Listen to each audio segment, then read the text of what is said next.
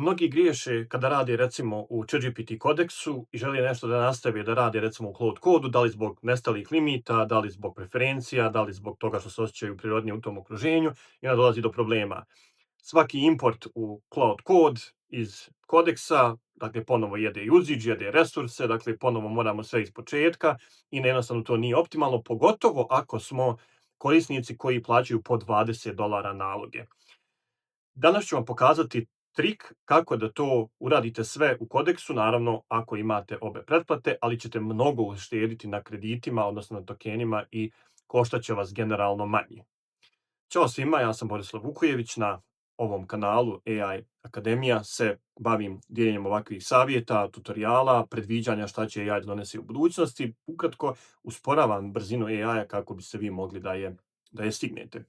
E sad, šta je u stvari predmet današnjeg videa? Dakle, koristite ChatGPT kodeks koji je po meni trenutno najbolji i hoćete da nastavite projekat koji imate u kodeksu. Dakle, možda vam je nestalo usage u kodeksu, možda neke stvari Claude radi bolje. Dakle, sve stvari koje se dešavaju mogu da imaju više implikacija.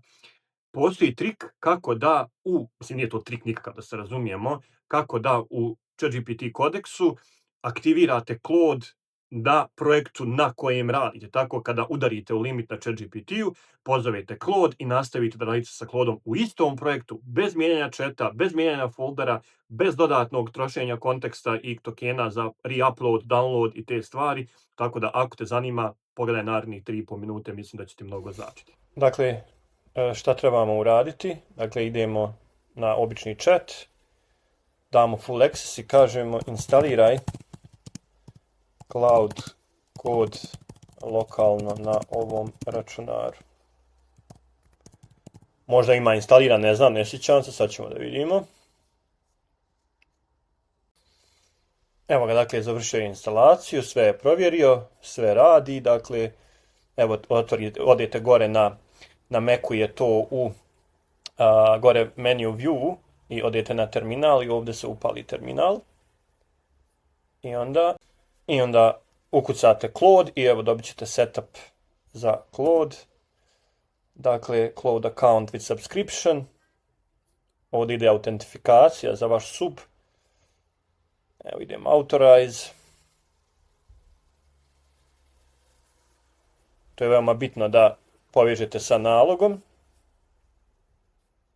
Mislim da je to. On ovdje prijavljuje neku grešku, ali mislim da je to uspješno. Evo ga. To je to. Press enter to continue. Login successful. I to je to. Press enter. Security guide. No exit. To je to. Znači ukucate Claude i on će vam izbaciti security, I trust this folder i to je to. Dakle, šta ste sad u stvari s ovim napravili? Sada, zamislite ovo, ugasit ćemo sada terminal, view toggle terminal.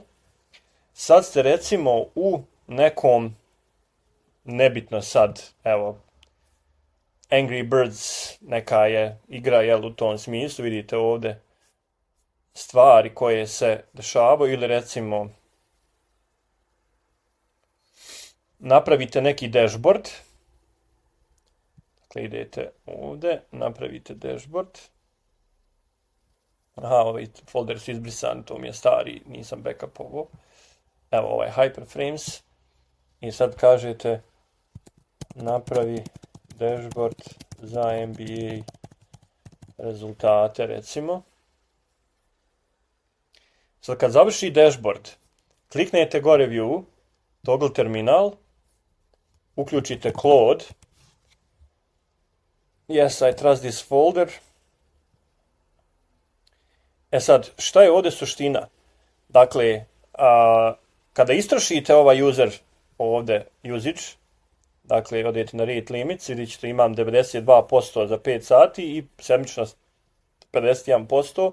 Kada istrošim to, nastavim rad na istom projektu tako što koristim Cloud kod. I to je taj hack koji vam može uštediti mnogo, da ne prebacujete download, upload, pa tamo ponovo učitava kontekst, ponovo trošite tokene. ovdje Claude vam onda nativno, evo možete ovo i povećati, recimo kada počnete raditi sa Claudeom, evo ovdje povećate i krenete tu da radite, dakle na istom projektu radite sa Claudeom iz kodeksa. Tako da, evo, toliko za ovaj video, vidimo se uskoro.